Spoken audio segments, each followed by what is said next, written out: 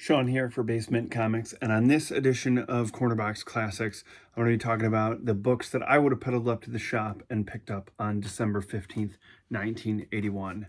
So first up is Defenders number 105.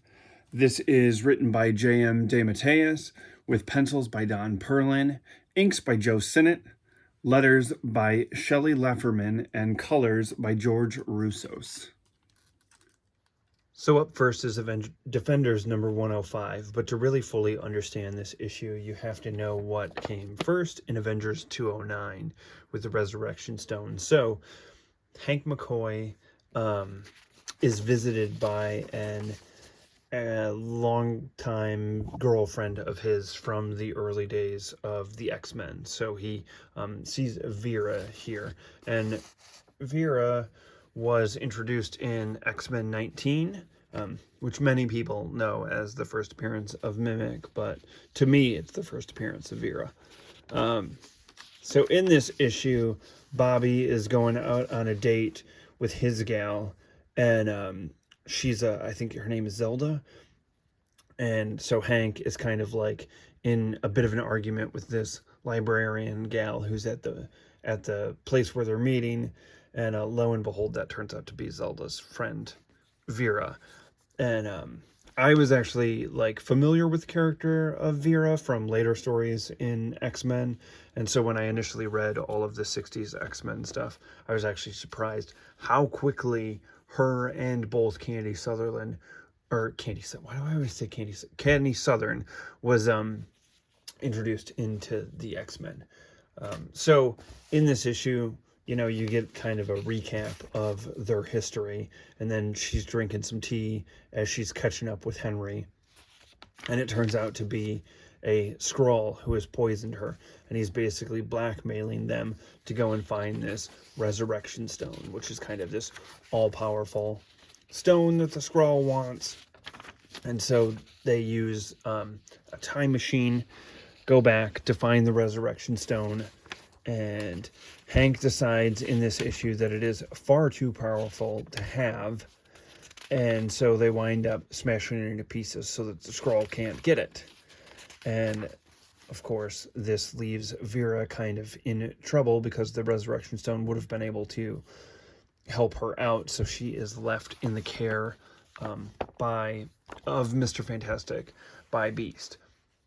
And so that is why Hank goes and searches out Doctor Strange and the Defenders. So in this issue, he and Mr. Fantastic go, they explain, you get kind of a recap of Avengers 209 in this issue. So if you don't have that one, but if you had this one, this was always nice. I feel like they do a much better job. I mean, some people would call it redundant, I suppose, if you were getting everything. But there is a little bit of this charm of like every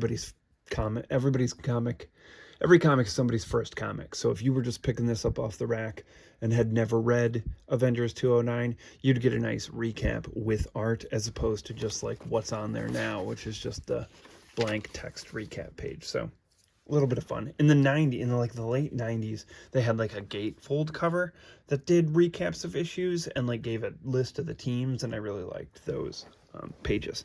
Anyways, so obviously Hank enlists the help of Doctor Strange to go after the Resurrection Stone to help out and like kind of piece it back together to help Vera. And then there's kind of a B story with Damon Hellstrom, and he's obviously being tempted by his father to do horrible things while Hellstrom is trying to remain somewhat that he has good in him. And so Strange deduces that they need to go into the Resurrection Stone. And basically, like, they're transported into it. And they're eventually turned into crystalline objects in this while they're searching for it. And then basically it is revealed there towards the end after they get out of that. There's nothing that they could do to revive Vera, but Hellstrom is able to. And so it's just a nice little like sort of happy ending. The issue takes place on Christmas Eve. And it's just nice to see Vera and Hank happy in that issue. So the next time that you see Vera after that is X Factor 2, and it's kind of hilarious when she shows up in these, because she is actually like Hank is very surprised when he runs into her, because she's kind of like become very political and a little bit of a free thinker and not the stuffy librarian that Hank knew. So there's your Vera Cantor history lesson, courtesy of Defenders number 105, which is a really fun issue. Up next is Fantastic Four 140 Exodus, released on December 15th, 1981, with it's written, penciled, and inked by John Byrne, with letters by James Novak and colors by Glennis Wein. Fantastic Four 240 opens up with Quicksilver whipping through New York City. I think this panel is hilarious because of the little kid just getting lifted right off of his feet as Quicksilver blows past him. And I mean, he's going so fast that he runs up the Baxter building. And so Ben Grimm is trying to hide Franklin's Christmas presents, runs into what he believes is an intruder. Quicksilver doesn't recognize him because he looks like he's been reverted to like a very early form of the thing, so they kind of go at it.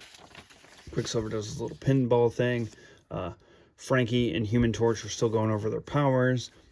And then Sue sees what's going on with Quicksilver and actually is about to throw up a brick wall, and Reed is immediately like, Sue, no, because he realizes like he's gonna, at the speed he's going, he would just be a pancake if he hit that thing. So Reed jumps in front of it with his elasticity and is able to slow Quicksilver down. So he kind of explains what's happening, that the Inhumans are under attack.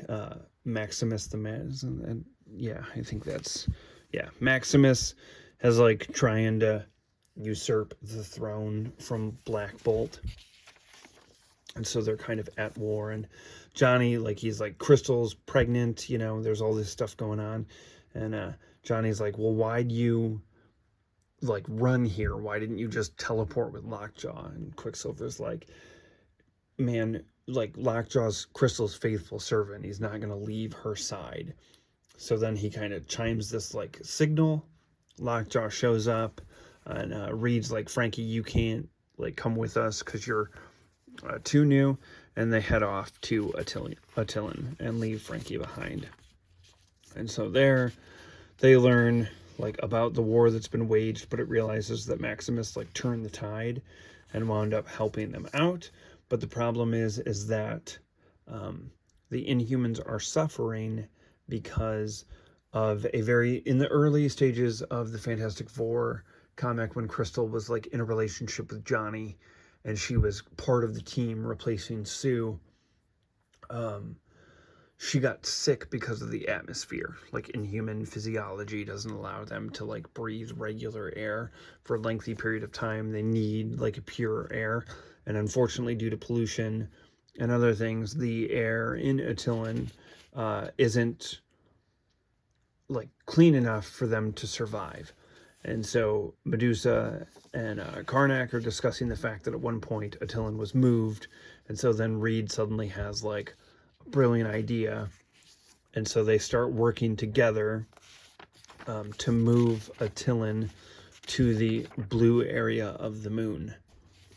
And so that's where they land, and you find the new home for in that fantastic splash page by John Byrne, the new home for the Inhumans. And then at the very end of the issue, Crystal is born, and it is revealed that she is not a mutant or an Inhuman, but just a normal human, or a mutant or an Inhuman, but just a normal human baby. And my first introduction to the Inhumans when I was reading it as a kid was like this 4-part X Factor story that I had collected, that I got one year right before Christmas. And they were already on the blue area of the moon at that time. So this was always a fun issue for me to see how they got there and how the city of Attilan moved. So that is Fantastic Four number 240 from the great John Byrne's run. After that, we're taking a look at the Invincible Iron Man number 156, The Mueller Mandate, written by David Michelini with pencils by John Romita Jr. inks by Pablo Marcus, letters by Joseph Rosen, and colors by Don Warfield. Iron Man number 156. So this opens up with Scott Lang going through like crates in a warehouse from Cord Conglomerate, which Stark International had just purchased. And so he finds this Muller suit. And I have to admit, like, being relatively unfamiliar with Scott Lang from like other stuff that I had read, like around the like Avengers Disassembled time when he like dies, I've actually really enjoyed the amount of Scott Lang that you get while he's working with Tony Stark at Stark International. So he's going through like invoices, finds this suit, and suddenly this guy opens up this door, winds up taking out Scott Lang, not in a permanent way, but just knocking him over the head, and he winds up stealing that particular suit. So then Tony's still filling his time trying to get over Bethany Cabe with other ladies. He's taking a look around Stark International when all of a sudden there is an attack by this guy in the Muller suit. And so the two of them are fighting, and the guy actually says something. He calls Rhodey Lieutenant, and that jogs Rhodey. Like, Rhodey recognizes that guy. And so he's trying to find like a tape of information that was in the Cord stuff that Tony has purchased, because it's damning to Cord, and so he like doesn't want this getting out into the open. So this guy winds up like figuring out who Rhodey is. They obviously were together in the military, and so he's just basically giving him like the, hey, stay out of my way, like I don't want, you know, and basically like lures Rhodey to drive him back in there. He's basically like, you're coming with me, takes him in there. But Rhodey smartly like goes to an area that he's not supposed to be in, which kind of tips off Tony. And then Tony winds up showing up. They fight, and Rhodey decides like, well, if he doesn't want this, I'm just gonna I'm gonna like release this data that's on this tape to every Stark facility so that he can't find it, because surely he's not gonna like go to this. And so when Rhodey's threatening this, the dude that he knows, he's like, I don't want to, like, I worked with this guy, I like James Rhodes, like, I don't want to have any issues with him. So he's like, you know what, I'm out of here, and I'm gonna stop working for Cord, and I'm just gonna keep the suit and go freelance. And so that's where that issue ends. And so I've really been like, I've never I started reading Iron Man regularly, kind of post-Civil War, when he became the director of S.H.I.E.L.D. and Fractions like run around the time of the movie was when I really got into reading Iron Man.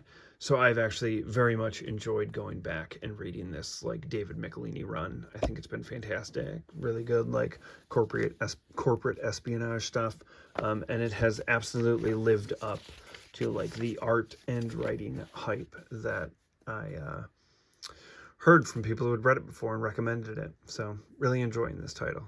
Now it's Marvel Team Up number 115, Dichotomies, written by J.M. DeMatteis, pencils by Herb Trimpe, inks by Michael Esposito, letters by Diana Albers, and colors by Bob Sharon. Marvel Team Up 115 is probably, of this batch of books from December 15th, 1981, my least favorite of the titles. But it's interesting because at this time, like, even the least interesting books that came out were still really good. Like, art's really good. Story might not always be the best, but there's at least more to it than I feel like there are these days. You definitely feel like you're getting more out of it. So while I say that, just, you know, I preface that by saying this issue is still good. It's just compared to the rest of the stuff that I read this week, this one was definitely at the bottom of the pile. So it opens up with Dr. Blake, Donald Blake, doing a surgery on a homeless woman. And Peter Parker is there doing a story for the Bugle on it. This guy walks up and winds up like mind controlling, like doing something to this. I mean, it's the Menace of the Mind Bender. So he bends this dude's mind. So he is the security guard and he gets out of there. So this character is able to do whatever he wants to get into this like surgical suite. And so some other security guards try to stop him, and it's revealed that he is clearly this alien character named Maru the Mindbender. And so Pete's spider sense goes off. Blake's still trying to do the surgery. And so Pete changes into his Spider-Man gear, but then all of a sudden Maru does the mind-bending trick on Peter, and Peter's like, you know what? No use in me being Spider-Man. Like, you guys take care of it. I'm sick and tired of being Spider-Man. So then Blake turns into Thor, takes on the character, and the next day, like, the character the Maru the Mindbender runs off. Next day, Robbie Robertson, who clearly knows that Peter is Spider-Man, is asking him about what made Spider-Man, turn tail and run. And Jameson, obviously thrilled that he's been proven right that Spider-Man sucks. So then Maru is attacking, and it is revealed Thor goes after him because Spider-Man isn't there. And then it is revealed that the woman is actually another one of those. She's Dahlia the Shape Changer. And they are both aliens from this planet, Charon. And she just didn't realize it. They were like revolutionaries there. And they didn't realize it because she was obviously like amnesiac and in the shape-changed form of that other... she wasn't an alien. She was the homeless woman. So it ends with them kind of evaporating into nothing, but the story continues in the next issue of Marvel Team Up, which is going to have Valkyrie. So, I don't know. This one just didn't do a ton for me. And finally, for the week of December 15th, 1981, I would have picked up Peter Parker, The Spectacular Spider-Man, number 64, Cloak and Dagger, written by Bill Mantlo, pencils by Ed Hannigan, inks by Jim Mooney, letters by Joseph Rosen, and colors by Bob Sharon. I actually had this one in hardcover before and never read it, but recently was given this at a shop when I did a trade for some other Amazing Spider-Man books that I needed for my collection. And this was kind of in the stack. And obviously they gave it to me for free because there's a big tear out of the cover, but I am like, the book is still intact. It looks good. There's one tear on a page that I'm contemplating whether or not I'm going to tape with some clear Scotch tape, but I don't know. So if you have any recommendations for doing or not doing that, please let me know in the comments. But I was pretty jazzed to get this because it's kind of in a price range where I just don't. That's why I had it in hardcover, because I was like, well, I can buy a hardcover for $20 that has this story, or I can pay the outrageous price for a first appearance of Cloak and Dagger. So I was pretty jazzed when I got this. For free. So obviously Peter's swinging through the city and he hears this guy screaming. He's running from somebody. And so Pete instinctively is just like, oh, this guy must need help. And up pop these two characters, Cloak and Dagger. And Pete, not knowing any better, is like, well, I'm going to take them on because clearly this old guy that's running away from him, like, that doesn't need to happen. And so Dagger does her thing, and this guy winds up dying. Pete's obviously upset about that, and this is the page that has you can see it right there. Like, it's torn right there, which I'm sure is why it was free, but like, I don't think it affects anything. So I was thinking if I just got some clear Scotch tape, I could just double side that and fix it, or do I just leave it? I don't know. So Pete's obviously trying to stop them, and they're explaining like, hey, we did this for very specific reasons. Pete falls into Cloak, and it doesn't end well for him. These cops find him, think that they're that he's the one who killed the old guy, but that's not the case. So then Pete makes it back to his apartment, falls asleep, goes back to the Bugle the next day to find out anything about what's going on with these kids. And so he's basically like, the other reporter, let me see, dude, trying to find his name here. It's Max Tennant. He explains that there was like on Ellis Island, there was a group of teens who had been addicted to drugs, or not, like found overdosed on drugs. And so Pete goes there to investigate. And I thought this was a really cool couple of panels where Pete's basically like explaining Ellis Island here. And so you kind of get him imagining, you know, everyone coming off the boats to Ellis Island and into America. And I thought that was pretty interesting.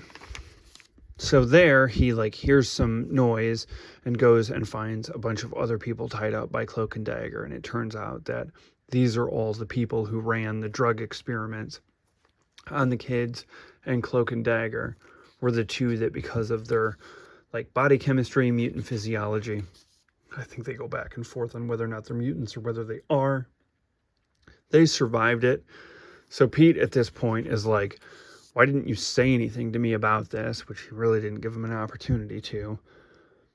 And they go at it. This guy winds up getting the upper hand on Cloak. They go to kill her, and Dagger is like, that ain't happening.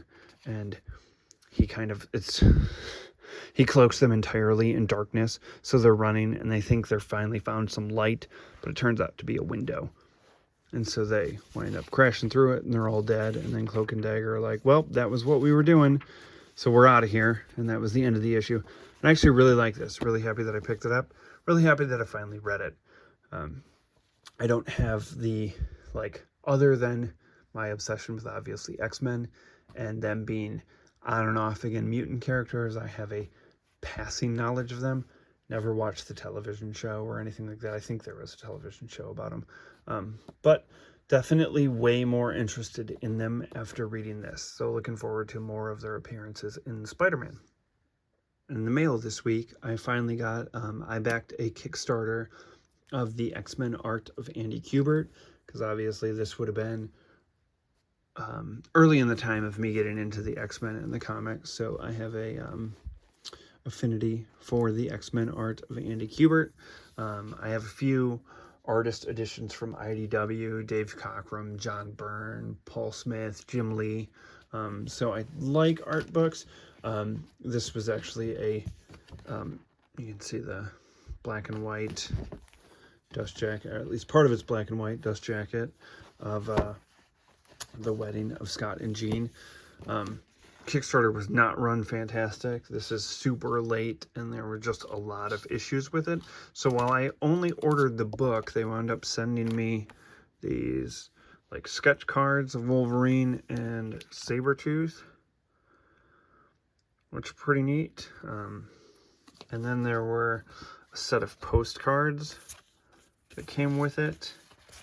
I'm hoping that I didn't get someone else's Kickstarter rewards. I think they did this as kind of an apology for how poorly handled this was run. And then there were some prints. And there were other things that were clearly in this that were like, Andy did art for people. And like I said, I just wanted the art book. But I thought I was happy that those showed up with it. So to just give a quick like flip through of it, there's a foreword by Andy. And then obviously, like, you know, classic Gambit cover. And then it kind of goes through his early X-Men run with some pages. A little bit smaller than the IDW. The IDW ones are like legit 11 by 17 pages. There's not always writing on them. You know, sometimes it's just down to the pencils art. This is a lot of like pencils, inks, and lettering, which is cool.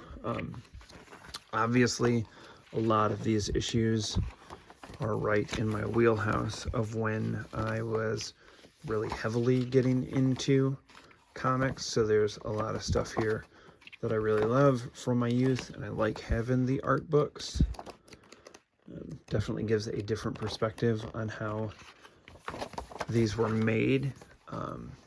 This issue is really interesting because at this last year's Motor City Comic Con in the summer, I sat in on a panel for Fabian Assisier, and he talked about how he was actually the one who did the layouts for this issue. And I remembered this issue because it was a pretty great, like, every like page or 2 pages was a different character's like perspective in that issue.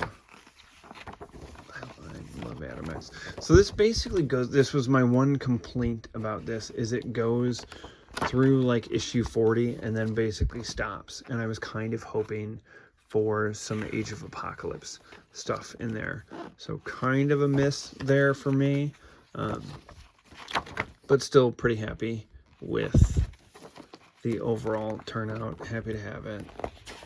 So there is a quick look at the X-Men art of Andy Kubert Kickstarter.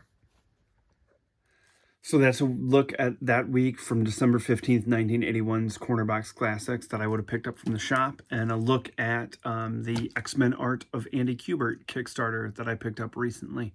So I wanted to thank you for checking out this edition of Corner Box Classics. Let me know in the comments if you picked any of these issues up, what you think of them, what you liked, disliked about them. Anybody out there pick up that X-Men art by Andy Kubert as well. And please like and subscribe. And I will be back on Wednesday as Hank and I take a ride to pick up our new books. And there will be the last week of December 1981 Corner Box Classics on that episode. So thanks for watching.